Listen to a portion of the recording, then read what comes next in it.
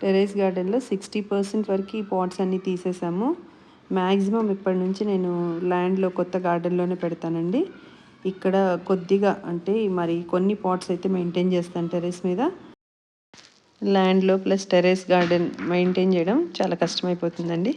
So terrace మీద కొన్ని pots year తగ్గిద్దాం అనుకుంటున్నా, చూడాలి. ఇప్పటికే మ్యాక్సిమం చామంతి ఎండిపోయినవన్నీ పాట్స్ అన్ని తీసేసి పక్కన పెట్టేశాను. ఇంట్లో చాలా రకాల ఫ్లవర్స్ వస్తాయి. మినిమం 10 నుంచి 15 రకాల పువ్వులు అయితే రోజు కట్ చేసుకోవచ్చు.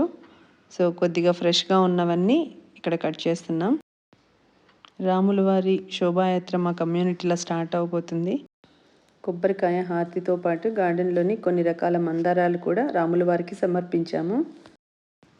ఇక్కడ చామంతి ఫ్లవర్ ఆల్మోస్ట్ అయిపోయింది కదా, 95% అయిపోయిందండి. కొన్ని పువ్వులు ఏవో లాస్ట్లో మొగ్గలు వచ్చినాయి వస్తున్నాయి. ఈ చామంతులన్నీ ప్రూన్ చేసి మళ్ళీ మనము కొద్దిగా ఎప్సమ్ సాల్ట్, బోన్ మెయిల్, కొంచెం మస్టర్డ్ కేక్ ఇచ్చామంటే మళ్ళీ చిగుర్లు పెట్టి మొగ్గలు వస్తాయి. అలా మార్చ్ వరకు బ్లూమింగ్ వస్తుందండి. తర్వాత సైడ్కి కొన్నిటికి పిలకలు వస్తాయి, కొన్నేమో స్టెమ్స్తో ప్రాపగేట్ చేసుకోవాలి. ఎడీనియమ్స్ కూడా బాగా పూసాయి.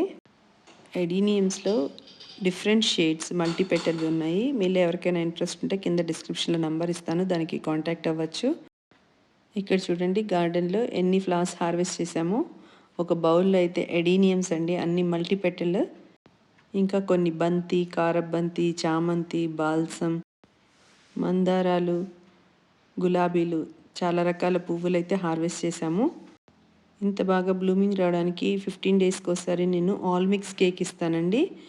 అది సాయిల్లో అయినా మిక్స్ చేయొచ్చు, లేదు అంటే వాటర్లో సోక్ చేసైనా మొక్కలకి ఇవ్వచ్చు.